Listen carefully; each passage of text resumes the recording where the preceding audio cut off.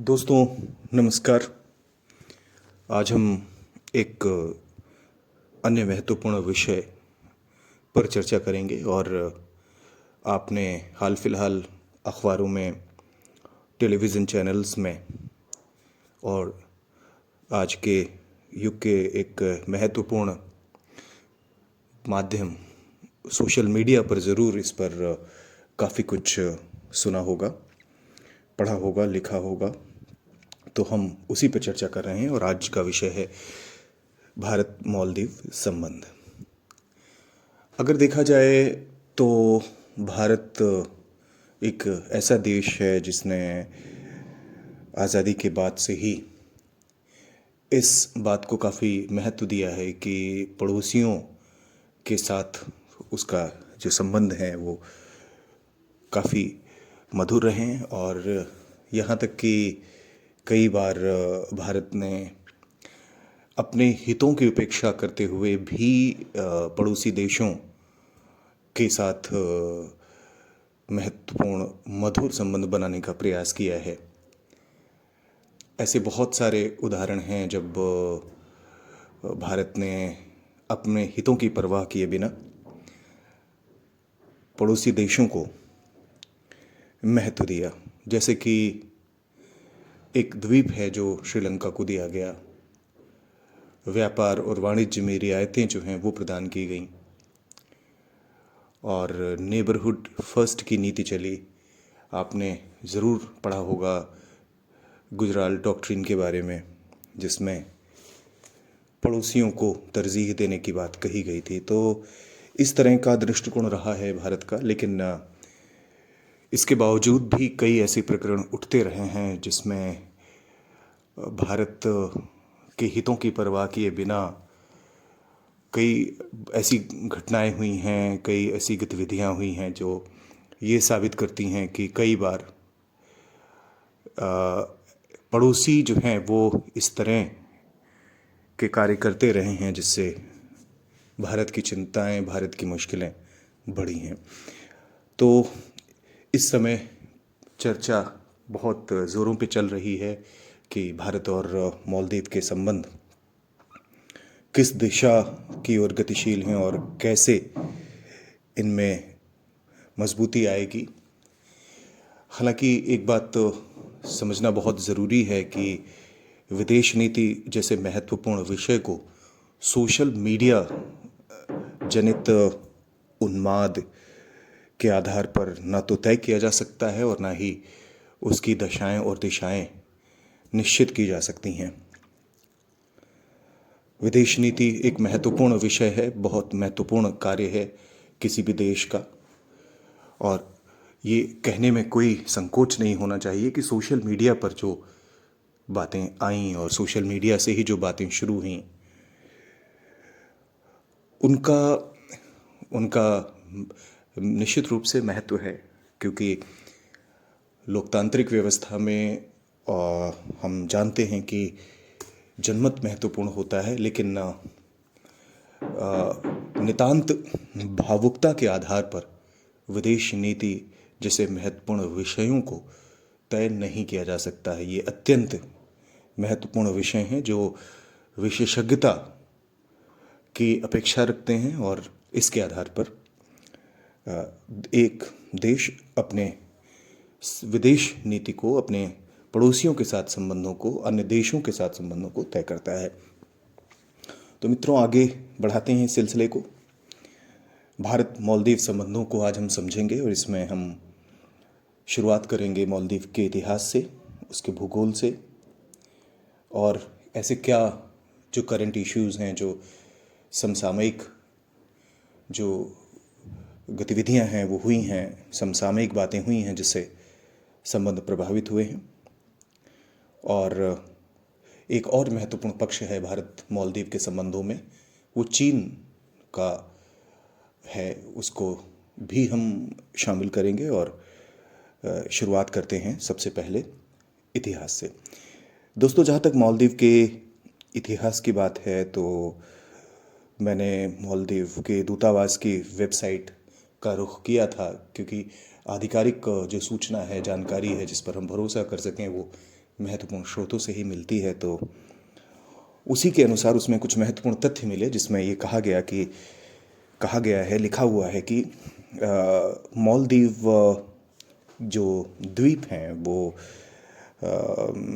पहली बार कहते हैं कि यही कोई 1500 ईसा पूर्व वहाँ लोगों का आगमन होना शुरू हुआ। आपको पता ही है कि 1500 ईसा पूर्व के आसपास जनसंख्या दुनिया की इतनी कम रही होगी कि ज़्यादातर लोग मुख्य भूमियों में ही बसते होंगे और अनेक द्वीपीय क्षेत्र निर्जन ही रहे होंगे। लेकिन जहाँ तक मालदीव में जनसंख्या की व्यवस्थित बसाव की बात है, वो 1500 ईसा पूर्व के आसपास मानी जाती है। और ये माना जाता है कि ये लोग जो हैं वो दक्षिण और दक्षिण पूर्व एशिया से आए थे और बाद में भी ये सिलसिला चलता रहा।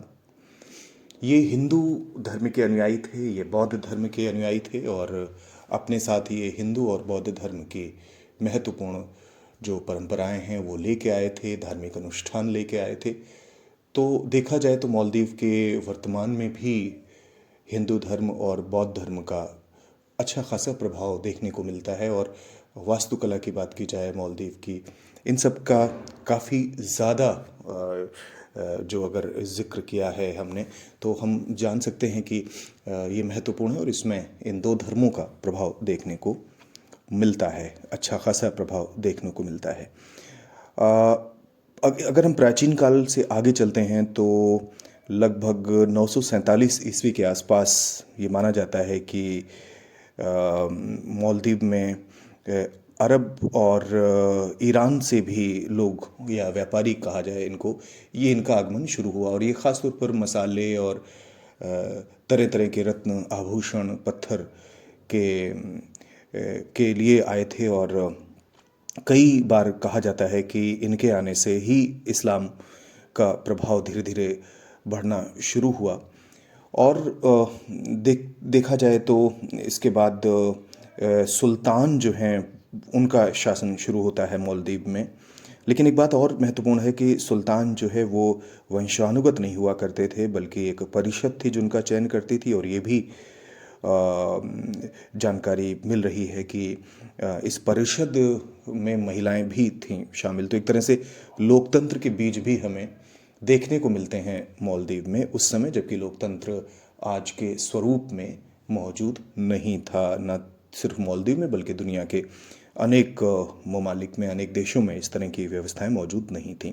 तो कई डायनेस्टीज़ का शासन रहा मालदीव में और ये इतने महत्वपूर्ण हो गए थे कि इनको मनी आइलैंड के तौर पर कहा जाता था, क्योंकि जो भी यहाँ से रत्न, आभूषण वगैरह मिलते थे, जो भी पत्थर मिलते थे, उनकी मांग दुनिया के तमाम क्षेत्रों में थी और कई जगह तो इनको करेंसी के तौर पर ही स्वीकार कर लिया जाता था। तो इस वजह से इनको मनी आइलैंड भी कहा जाता है।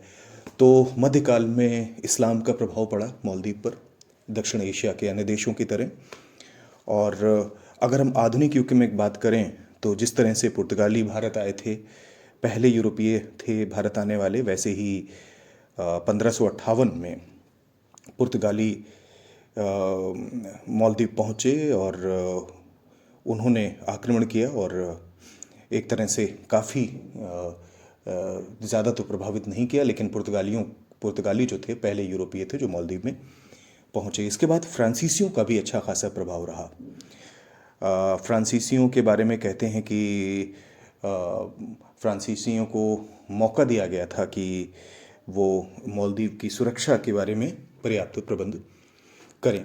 लेकिन अगर देखा जाए सभी यूरोपीय शक्तियों का, तो जिस तरह से भारत में भी पुर्तगाली, डच, फ्रांसीसी, अंग्रेज़ आए थे और आखिर में जो उपनिवेश स्थापित करने की में जो सफलता मिली भारत में, वो अंग्रेज़ों को मिली, तो ठीक वैसे ही आखिरकार अंग्रेज़ों को सफलता मालदीव में मिली। और एक बात यहाँ ये कहना बहुत ज़रूरी है कि अंग्रेज़ी जो उपनिवेशवाद था, जो इंग्लिश कॉलोनियलिज्म था, जिस तरह से उसका प्रभाव एशिया और दक्षिण एशिया के बड़े बड़े राज्यों में, बड़े बड़े देशों में था, वैसा तो मालदीव में नहीं था।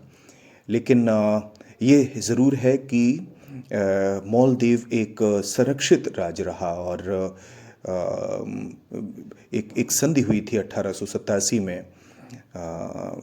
और इस संधि में के तहत एक तरह से देखा जाए तो मालदीव की जो आंतरिक संप्रभुता तो वहाँ के स्थानीय शासकों के पास बनी रही, लेकिन जो बाह्य संप्रभुता थी, जो एक्सटर्नल सोवरेनिटी थी, वो अंग्रेज़ों के पास चली गई। और ख़ासतौर पर जो विदेशी विषय थे वो अंग्रेज़ों के हाथ में चले गए। व्यावहारिक तौर पर, डिफैक्टो तौर पर अगर देखा जाए तो मालदीव के जो विदेश विभाग का संचालन है वो अंग्रेज़ कर रहे थे।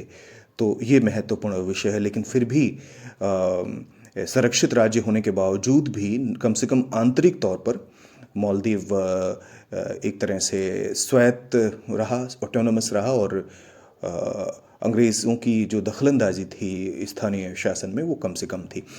ऐसा मालदीव के जो साहित्य है, जो इतिहास है, उसको जानकर इस निष्कर्ष पर पहुंचा जा सकता है।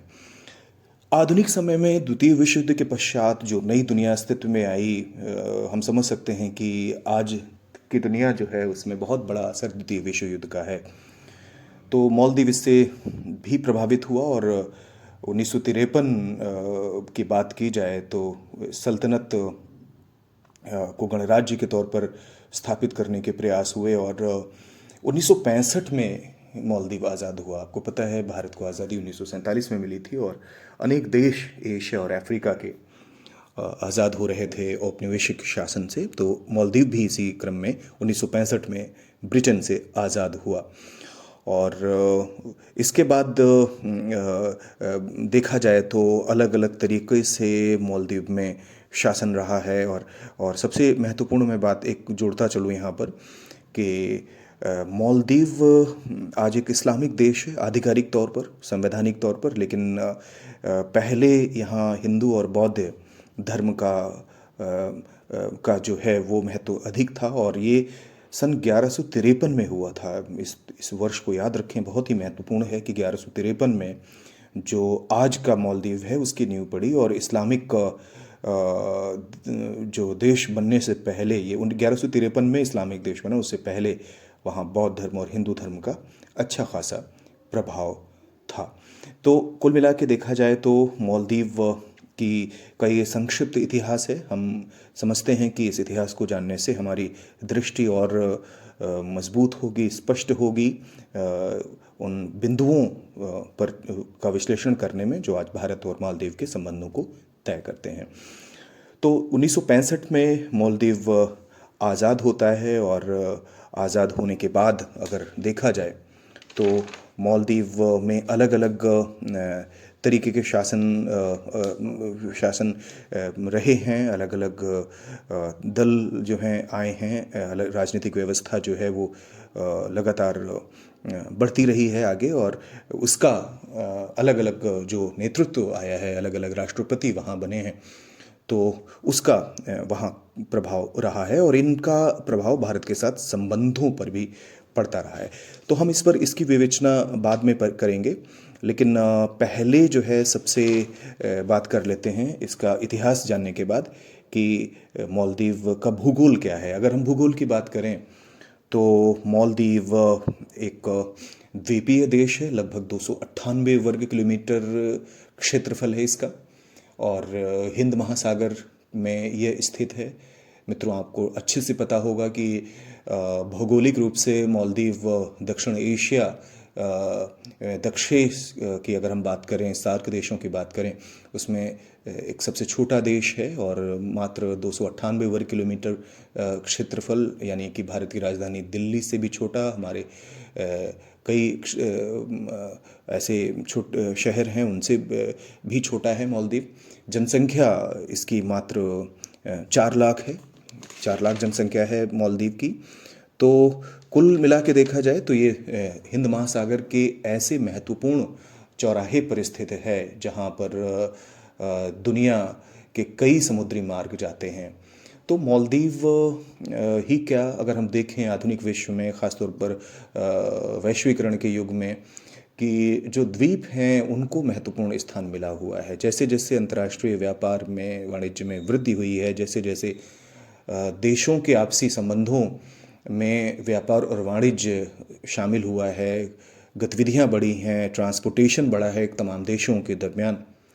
तो ऐसे में देखा जाए कि इन द्वीपीय देशों का महत्व बढ़ा है। और अगर हम बात करें तो सिंगापुर को ही ले लें, सिंगापुर की अगर हम बात करें, मालदीव की बात करें, मॉरिशस की बात करें, बहुत सारे ऐसे देश हैं जो द्वीपीय देश हैं जो न सिर्फ सामरिक रूप से महत्वपूर्ण है बल्कि वाणिज्यिक रूप से। तो ये इसकी स्थिति जो है मालदीव की वो बहुत महत्वपूर्ण है। आपको पता है कि डियागो गार्सिया में हिंद महासागर में डियागो गार्सिया में ही अमेरिका का 7वां बेड़ा था। और ये आपको ये पता होगा कि किस तरह से 1971 के भारत पाकिस्तान के मध्य जो संघर्ष हुआ था, बांग्लादेशी जो मुक्ति संग्राम की पृष्ठभूमि में, तो उसमें किस तरह से अमेरिका ने अपने 7वें बेड़े को बंगाल की खाड़ी में बढ़ने का आदेश दिया था और किस तरह की वो परिस्थितियां पैदा हुई थी। तो आपको ये स्पष्ट हो जाना चाहिए कि द्वीप जो है महत्वपूर्ण है और मालदीव भी एक बहुत ही महत्वपूर्ण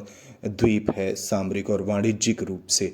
तो ऐसे में जो महाशक्तियां हैं और जो उभरती हुई शक्तियां हैं उनकी कोशिशें रही हैं कि किस प्रकार से मालदीव पर अपना नियंत्रण प्रत्यक्ष परोक्ष रूप से रखा जाए और कैसे वहाँ से अपने वाणिज्यिक और सामरिक हितों की वृद्धि की जाए। तो ये महत्वपूर्ण देश है। तो कुल मिला के मालदीव में 1200 द्वीप हैं और 1200 द्वीपों का एक समूह है। और औपनिवेशिक युग से ही मालदीव एक महत्वपूर्ण देश रहा है।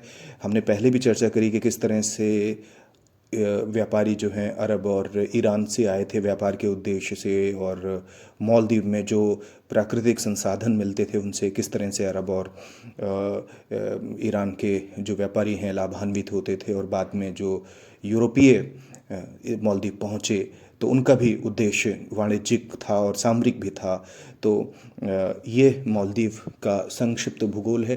अगर हम देखें तो मालदीव की एक और समस्या रही है ग्लोबल वार्मिंग या क्लाइमेट चेंज की। अगर हम बात करें तो इसमें ये माना जाता है कि मालदीव सबसे ज़्यादा जो असर हो सकता है ग्लोबल वार्मिंग और क्लाइमेट चेंज का, उससे प्रभावित हो सकता है मालदीव।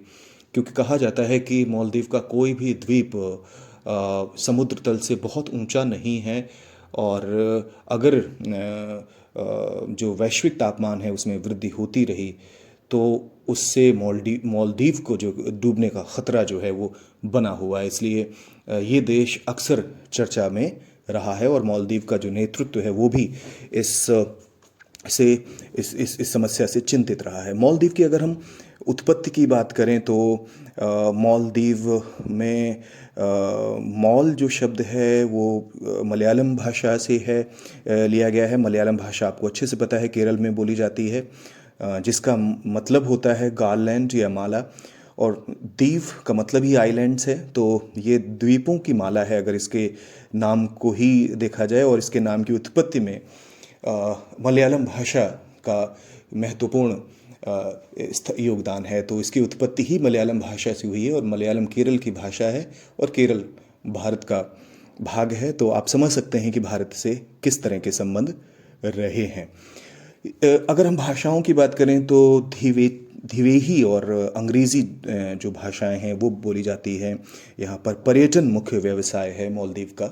काफ़ी मशहूर द्वीप रहे हैं दुनिया भर में और दुनिया भर से पर्यटक यहाँ पर आते रहे हैं अपनी छुट्टियाँ बिताने। तो जो द्वीप हैं मालदीव के वो आकर्षक हैं और दुनिया भर से पर्यटकों को ये आकर्षित करते रहे हैं। तो मालदीव के इतिहास और मालदीव के भूगोल को समझने के पश्चात अब हम बात करते हैं भारत और मालदीव के संबंधों की। तो भारत और मालदीव के अगर संबंधों की बात करें तो जब हम मालदीव के इतिहास की चर्चा कर रहे थे तो और हम मालदीव के भूगोल की चर्चा कर रहे थे तो ये बात स्पष्ट हुई जा रही थी कि भारत और मालदीव जो हैं वो न सिर्फ इतिहास में बल्कि भूगोल से भी आपस में जुड़े हुए हैं। अर्थात भारत के के इतिहास को अगर हम पढ़ें तो हम काफ़ी कुछ मालदीव के बारे में जान सकते हैं। अगर हम भारत के भूगोल के बारे में जानते हैं तो मालदीव के बारे में जान सकते हैं। तो कुल मिला के ये ऐतिहासिक रूप से ये देश और भौगोलिक रूप से भारत के बिल्कुल निकट है, बहुत दूर नहीं है। अगर हम देखें तो लक्षद्वीप जो लक्षद्वीप है और यहाँ से मात्र 700 किलोमीटर की दूरी पर ये द्वीप स्थित हैं। और अगर हम मुख्य भूमि से माने तो मुख्य भूमि अगर देखा जाए तो यही कोई 1000 किलोमीटर्स के आसपास होगा मुख्य भूमि से मालदीव। तो आप समझ सकते हैं भारत से इनकी भौगोलिक निकटता कितनी ज़्यादा है। तो भारत हमेशा से मालदीव के साथ रहा है और भारत ने हमेशा ये प्रयास किया है कि मालदीव में लोकतांत्रिक व्यवस्था हो, मालदीव में विकास हो, मालदीव प्रगति करे और एक स्थिर राजनीतिक तौर पर स्थिर और आर्थिक तौर पर समृद्ध देश के तौर पर भारत ने हमेशा मालदीव का उत्साहवर्धन किया है, मालदीव के साथ खड़ा रहा है। तो कुल मिला के देखा जाए तो भारत हमेशा से मालदीव के अच्छाई के लिए हमेशा साथ रहा है आज़ादी के बाद से ही। और ऐसे बहुत मौके आए हैं जब भारत ने मालदीव के साथ अपनी एकजुटता दिखाई है, अपनी प्रतिबद्धता दिखाई है। बात करें ऐसी कुछ घटनाएं हुई हैं, उन घटनाओं की बात करते हैं तो सबसे पहले हम बात करते हैं ऑपरेशन कैक्टस की। ऑपरेशन कैक्टस जो है मित्रों, वो भारतीय सेना ने 1988 में किया था मालदीव में। और ये कोई भारत की आक्रामक कार्रवाई नहीं थी मालदीव के ख़िलाफ़, बल्कि ये एक ऐसा कार्य था जिसमें न सिर्फ मालदीव के लोगों ने भारत की सराहना की, बल्कि दुनिया में भी भारत की रचनात्मक भूमिका को लेकर एक बहुत ही अच्छा सकारात्मक नज़रिया बना। तो मालदीव में हुआ ये था 1988 में कि उस समय के जो राष्ट्रपति थे मौमून अब्दुल गयूम, वो भारत की यात्रा पर आने वाले थे। और 1988 में आपको पता है कि राजीव गांधी भारत के प्रधानमंत्री थे। और इसी बीच जब मालदीव के राष्ट्रपति की जो यात्रा है वो तय हो गई थी, उनका आने का समय भारत निकट पहुंच रहा था, तो राजीव गांधी किन्हीं कारणों से इस स्थिति में नहीं थे कि वो मिल सकें। और उन्होंने आग्रह किया, अनुरोध किया राष्ट्रपति गयूम से कि वो अपनी यात्रा जो है वो टालें और फिर कभी इस तरह का प्रोग्राम बनाएं भारत आने का। तो कुल मिला के देखा जाए कि यही वो समय था जब जो वहाँ पर विद्रोही थे अब्दुल्ला लुत्फ़ी और अहमद इस्माइल थे, उन्होंने योजना बनाई थी कि कैसे गयूम जब भारत में हों उसी समय हम बगावत करें और मालदीव के तख्त पर काबिज़ हों, यहाँ की सत्ता हथिया लें। लेकिन जब गयूम नहीं आए भारत में तो उनकी योजना खटाई में पड़ती हुई नज़र आई। लेकिन उन्होंने ऐसा नहीं किया, उन्होंने अपनी योजना स्थगित नहीं की और अपनी योजना को पूर्ववत कार्यक्रम के अनुसार आगे बढ़ाया। फलस्वरूप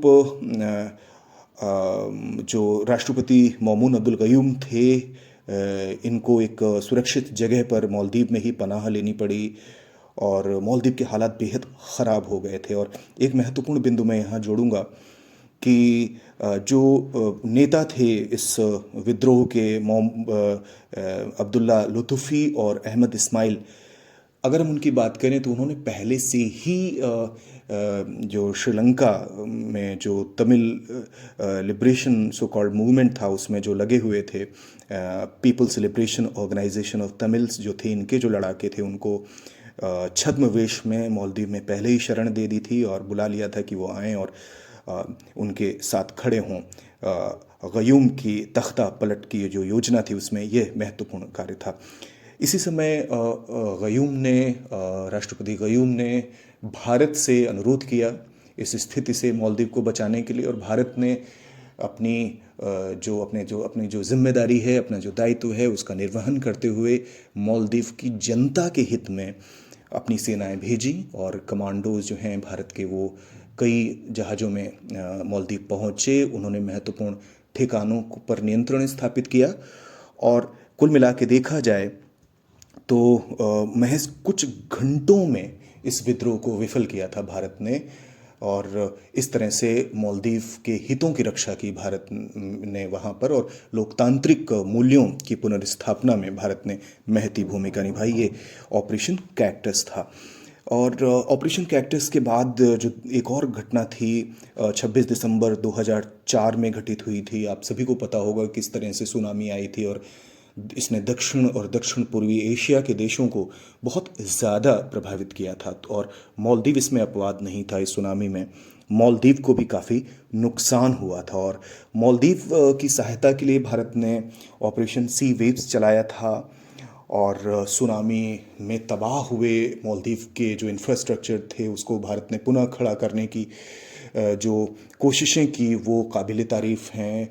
पूरी दुनिया में इनके चर्चे होते हैं कि कितनी त्वरित ढंग से भारत ने कार्रवाई करते हुए अपने जो संसाधन थे वो मालदीव के निर्माण में लगाए, और सुनामी से तबाह हुए मालदीव को पुनः अपने पैरों पर खड़ा करने में बहुत बड़ी भूमिका निभाई। न सिर्फ सुनामी के दौरान बल्कि उसके बाद भी, जब वहाँ की सरकार ने भारत से अनुरोध किया कि भारत उनके पुनर्निर्माण में अपनी भूमिका निभाए, तो भारत ने उनको कई बार पैसे दिए, 10 करोड़, कई बार 10-10 करोड़ रुपए करके, उसके बाद भी पैसे दिए।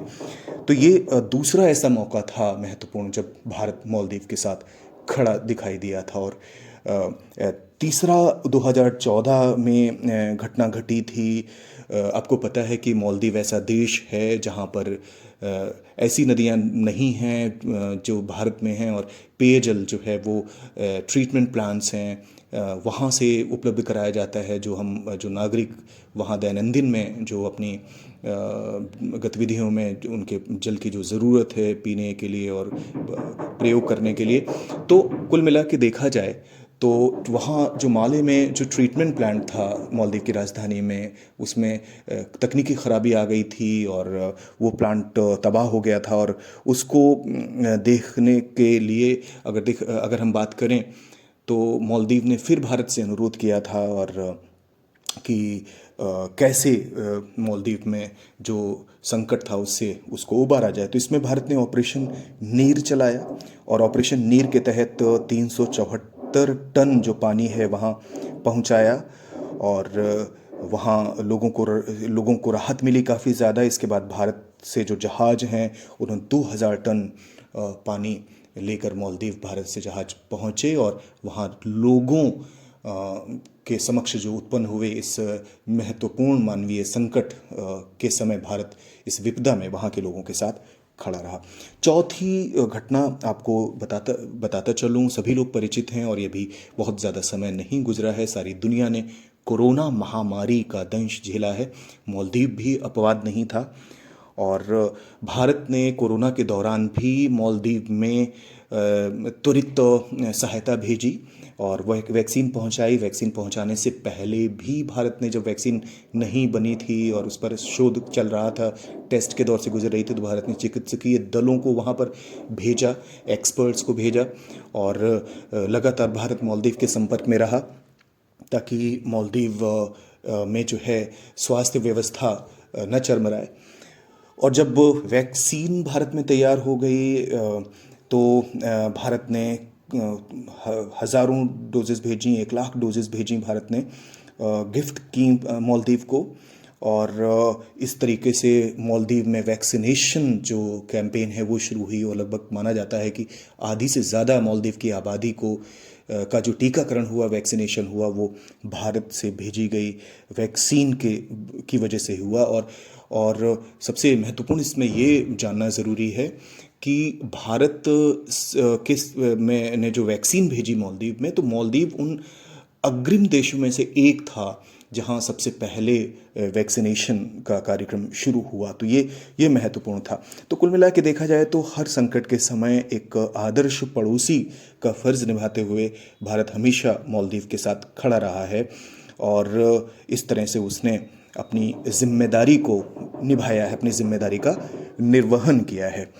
तो एक मालदीव भारत का एक मैरीटाइम नेबर है, और ऐसे में हम जानते हैं कि अगर मालदीव में कोई संकट जैसी स्थिति आती है तो भारत आगे भी मदद करता रहेगा। और ये सबसे बड़ी बात है कि भारत की इस भूमिका को लेकर वहाँ के जो कई मंत्री पूर्व रहे हैं, कई जो अधिकारी हैं, वो इसको मान्यता देते रहे हैं और इसकी सराहना करते रहे हैं। अभी जो हाल ही में जो विवाद उत्पन्न हुआ, उसकी पृष्ठभूमि में भी कई मालदीव के पूर्व मंत्री हैं, वो कह रहे हैं कि भारत एक ऐसी व्यवस्था है कि हम जब कभी संकट में होते हैं, हम भारत सरकार से अनुरोध करते हैं और भारत तुरंत हमें सहायता उपलब्ध कराता है। निकटस्थ पड़ोसी है, सक्षम पड़ोसी है। तो कुल मिला के देखा जाए तो भारत के साथ मधुर संबंधों में मालदीव का गंभीर हित भी निहित है। इसको वहाँ के जो वहाँ का जो प्रबुद्ध वर्ग है वो स्वीकार करता है। तो ये कुल मिला के ऐसी घटनाएं हुई जो ये सिद्ध करती हैं कि भारत ने न सिर्फ लोकतंत्र का वहाँ समर्थन किया, बल्कि वहाँ के आर्थिक विकास में और हर संकट की घड़ी में मालदीव के साथ भारत खड़ा रहा। अब बात करते हैं कि क्या हुआ ऐसा भी हाल ही में जिसकी वजह से इतनी चर्चा हुई है मालदीव भारत के संबंधों पर। तो आपको पता ही है कि भारत के आदरणीय प्रधानमंत्री जी लक्षद्वीप की यात्रा पर थे और उन्होंने अपनी जो तस्वीरें हैं सोशल मीडिया पर शेयर की थी। और आप जानते ही हैं कि बड़ी ही आकर्षक तस्वीरें थीं। हम सभी ने उन तस्वीरों को देखा और कहीं ना कहीं से एक तरह से वो नज़र आए भारत के लक्षद्वीप को में पर्यटन को प्रोत्साहन करते हुए। और लक्षद्वीप के सुंदर जो आइलैंड्स हैं और सुंदर तटीय जो क्षेत्र हैं उनको लेकर वो सोशल मीडिया पर जो तस्वीरें शेयर की वो देश दुनिया में बहुत मशहूर हुई। बहुत सारे लोगों ने मालदीव भारत के लक्षद्वीप को देखा। और इस पर मालदीव के कुछ जो नेता हैं, उन्होंने जो मंत्री हैं, उन्होंने प्रतिक्रियाएं दी और वो बड़ी ही आपत्तिजनक थीं। और कम से कम सार्वजनिक पदों पर बैठे हुए लोगों से ये अपेक्षा नहीं की जा सकती कि वो इस तरह की प्रतिक्रियाएं देंगी, क्योंकि ये हम जानते रहे हैं कि राष्ट्रपति मोहम्मद मोइज़ू जो हैं वहाँ भारत के विरोध की जो कैंपेन उन्होंने चलाई थी चुनाव में, उसके दम पर ही वो चुनाव जीत कर आए हैं। और इस नैरेटिव को लेकर भारत के साथ व्यवहारिक जो संबंध हैं, जो डिफैक्टो रिलेशनशिप है, उसको तय करना किसी भी नज़रिए से एक्सपर्ट इसको सही नहीं मान रहे हैं। और इसमें मालदीव का अच्छा खासा नुकसान भी है। और मालदीव के नेतृत्व ने जिस तरह से अपने ऐसे मंत्रियों के खिलाफ जो कार्रवाई की है, उससे इस प्रकरण की गंभीरता का पता चलता है। और इस बात का भी पता चलता है कि मालदीव ये भली भांति जानता है कि भारत के साथ उसके हित महत्वपूर्ण हैं और भारत के साथ संबंधों को बगैर किसी वजह से उन्माद के चलते ख़राब करना बिल्कुल ठीक नहीं है। तो सोशल मीडिया में जिस तरह की चीज़ें पैदा हुई, उससे वहाँ काफ़ी मुश्किलें देखने को मिली। और ख़ास तौर पे मालदीव की सरकार को एक तरह से इस डिज़ास्टर को मैनेज करने की कोशिश करनी पड़ी। अगर देखा जाए तो हाल ही में मोहम्मद मोइज़ू वहाँ के राष्ट्रपति बने हैं। वो पीपल्स नेशनल कांग्रेस से ताल्लुक़ रखते हैं और उन्होंने सहयोगी दल प्रोग्रेसिव पार्टी ऑफ मालदीव्स के प्रत्याशी के तौर पर चुनाव लड़ा था। और जैसा कि मैंने पहले जिक्र किया कि इंडिया आउट जैसी कैंपेन की चुनाव में और इसके सहारे इनको वोट मिले और इस सत्ता तक पहुँचे। इन्हें चीन समर्थक माना जाता है मोहम्मद मोइज़ू को। और भले ही वो कई मंचों पर, अभी उन्होंने हाल ही में चीन की यात्रा की, वो कहते रहे हों कि वो मालदीव समर्थक हैं, किंतु स्पष्ट तौर पर वो चीन के समर्थक रहे हैं। और चीन के प्रति जो उनका झुकाव है और भारत के प्रति जो उनके मन में उनके राजनीतिक जो विचार हैं वो नकारात्मक रहे हैं। और ये बात स्पष्ट है पूरी तरह से। तो एक तरह से भारत का जो विरोध किया था उन्होंने, भारत विरोध की जिस राजनीति के तहत वो चुनाव जीतकर सत्ता पर पहुँचे, उन्होंने ये काम जारी रखा है। एक और महत्वपूर्ण बात यहाँ पे बताता चलूँ कि मालदीव में जब भी कभी कोई नया राष्ट्रपति बनता था तो ये बात थी कि वो सत्ता में आने के बाद वो भारत की यात्रा करता था, और मोहम्मद मोइज़्ज़ू जो हैं वो तुर्की गए हैं और अभी चीन जाकर वापस आए हैं। तो ये उन्होंने परिवर्तन किया है, और इस तरह से उन्होंने देखा जाए तो चीन के प्रति अपनी प्रतिबद्धता को दिखाया है, दर्शाया है, और भारत के प्रति जो है उनके मन में, उनकी उनकी नीतियों में जो है वो सकारात्मकता नहीं रही है। तो ये उन्होंने किया है। अगर अगर देखा जाए तो इतिहास, जो अगर आधुनिक इतिहास मालदीव का देखा जाए तो ऐसा होता रहा है कि अक्सर मालदीव में ऐसे लोग हुकूमत में आते रहे हैं जो भारत के स्थान पर चीन को प्राथमिकता देते रहे हैं। और अगर हम अब्दुल गयूम की बात करें तो उनका एक संतुलित दृष्टिकोण हुआ करता था, और हालांकि भारत के प्रति अच्छे थे वो, लेकिन उनका दृष्टिकोण संतुलित था, और उन्होंने कभी भी खुलकर भारत के साथ समर्थन व्यक्त नहीं किया सार्वजनिक मंचों से कभी भी। लेकिन 2008 के बाद काफ़ी बदलाव आए। अब्दुल गयूम के शासन का अंत होता है और लोकतंत्र की बहाली होती है। मोहम्मद नशीद जो हैं वो जीतते हैं और राष्ट्रपति बनते हैं, और इनका, मोहम्मद नशीद का भारत के प्रति मित्रवत दृष्टिकोण रहा है, और कई कंपनियों को उन्होंने मालदीव में काम करने का मौका दिया। और मोहम्मद नशीद जो हैं वो चीन की मुखालफत करते रहे, चीन के विरोध में रहे। उनका ये मानना रहा है कि चीन एक तरह से नव उपनिवेशवाद की प्रक्रिया अपनाए हुए है, और छोटे देशों में जाकर वो वहाँ पर अपनी स्थिति मजबूत करके वहाँ की स्थानीय व्यवस्था को ख़राब कर रहा है, कमज़ोर कर रहा है, राजनीतिक तौर पर और आर्थिक तौर पर भी। तो इस तरह से मोहम्मद नशीद चीन की मुखालफत करते हुए रहे हैं, करते नज़र आए हैं, और 2008 के बाद ये स्थिति आई। साल 2013 में अब्दुल्ला यामीन सत्ता में आते हैं, और इनका भी चीन के प्रति लगाव था, इनका चीन के प्रति लगाव था, और अपने पूर्ववर्ती जो मोहम्मद नशीद थे उनकी सोच के जस्ट ऑपोजिट इनकी जो रुचि थी वो चीन के प्रति अधिक थी। और अब्दुल्ला यामीन ने न सिर्फ चीन से अपने ताल्लुकात मजबूत किए, बढ़ाए, बल्कि इन्होंने कॉमनवेल्थ से नाता भी तोड़ा, और ये मानते थे कॉमनवेल्थ के साथ मालदीव का जो जुड़ाव है वो ठीक नहीं है।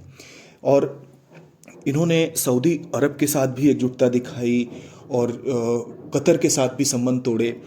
तो एक तरह से देखा जाए कि ये अब्दुल्ला यामीन जो थे, इनके समय में भारत और मालदीव के संबंध प्रभावित हुए नकारात्मक रूप से, क्योंकि इनका रुख जो है वो भारत के प्रति सकारात्मक नहीं था। इसके 2013 के बाद जब 2018 में जब चुनाव होते हैं तो इब्राहिम मोहम्मद सोली सत्ता में आते हैं, और इनका दृष्टिकोण जो है अपने पूर्ववर्ती के जस्ट प्रतिकूल, भारत के पक्ष में था, भारत के साथ मित्रवत था, और एक तरह से मालदीव की सत्ता में मित्रवत नज़रिए की वापसी होती है भारत के प्रति। सोली भले ही भारत के अधिक निकट रहे हों, पर वे कभी खुलकर कभी किसी के विरोध में नहीं आए, भले ही वो चीन क्यों ना रहा हो। और सोली के समय ही कॉमनवेल्थ में फिर से मालदीव ने शुरुआत की, और उनके कॉमनवेल्थ का फिर से मालदीव जुड़ा कॉमनवेल्थ से। तो ये कुछ परिवर्तन आए। लेकिन मोहम्मद मोइज़्ज़ू के इस सत्ता में वापसी हुई जब चुनाव के बाद, तो फिर से एक तरह से ये चीन समर्थक नेता हैं, और माना जाता है कि इनकी चुनाव में जो जीत है वो भारत के विरोध में हुई, और अपनी उन्हीं नीतियों के कारण ये चर्चा में रहे हैं। और देखा जाए तो मालदीव में जो वर्तमान में जो परिस्थितियां उत्पन्न हुई हैं, वो सत्ता में बैठे ऐसे कई लोग हैं जो एक तरह से जो पॉलिटिकल एजेंडा रहा है उसको, पॉलिटिकल नैरेटिव जो रहा है पॉलिटिकल कैंपेन का, उसको विदेश नीति में शामिल करने की कोशिश करते हुए नज़र आए हैं। अगर हम चीन के पक्ष की बात करें इसमें, तो चीन की लगातार कोशिश रही है, चाहे वो बेल्ट एंड रोड इनिशिएटिव हो, और 2000 एक तरह से देखा जाए चीन ने जिस तरह से जिबूती में अपना सैन्य अड्डा पहला स्थापित किया, और उसके बाद उसकी कोशिश है कि हिंद महासागर में रणनीतिक दबदबा बनाए, और इसके तहत चीन कोशिश करता रहा है कि मालदीव को भी अपने प्रभाव में ले। तो चीन की बेल्ट एंड रोड इनिशिएटिव योजना हो या स्ट्रिंग ऑफ पर्ल्स योजना हो भारत के खिलाफ ख़ास तौर पर, तो चीन की कोशिश रही है इन्हीं सब के अंतर्गत कि भारत के पड़ोसियों से उसके ताल्लुकात कुछ इस प्रकार से हों ताकि वो भारत पर एक रणनीतिक बढ़त ले सके। और इसी के चलते, अपने इसी अभियान के चलते चीन लगातार मालदीव पर अपनी क्षमताओं का प्रयोग करता रहा है और उसकी कोशिश है कि हिंद महासागर में अपनी स्थिति मजबूत की जाए। और ये बिल्कुल भी इससे इनकार नहीं किया जा सकता कि मुख्य भूमि से मालदीव, भारत की मुख्य भूमि से मालदीव 1200 किलोमीटर की दूरी पर है और महज 700 किलोमीटर दूर है लक्षद्वीप से। तो ऐसे में ये मान के चला जाएगा कि भारत की जो सुरक्षा चिंताएं हैं वो निश्चित रूप से मालदीव से जुड़ी हुई हैं। और ख़ास तौर पर जब 26/11 की घटना हुई थी मुंबई में, जिस तरह से भारत की आर्थिक राजधानी में जिस तरीके से हमला हुआ था, उसके बाद से भारत चिंतित रहा है कि किस तरह से भारत के तटों को मजबूत किया जाए, अभेद्य किया जाए। और इसके लिए चीन की जैसे जैसे गतिविधियां बढ़ रही हैं हिंद महासागर में, ख़ासतौर पे मालदीव में, तो भारत की चिंताएं बढ़ी हुई हैं। और तो कुल मिला के देखा जाए तो उतार चढ़ाव संबंधों में आए हैं आधुनिक मालदीव की स्थापना के पश्चात।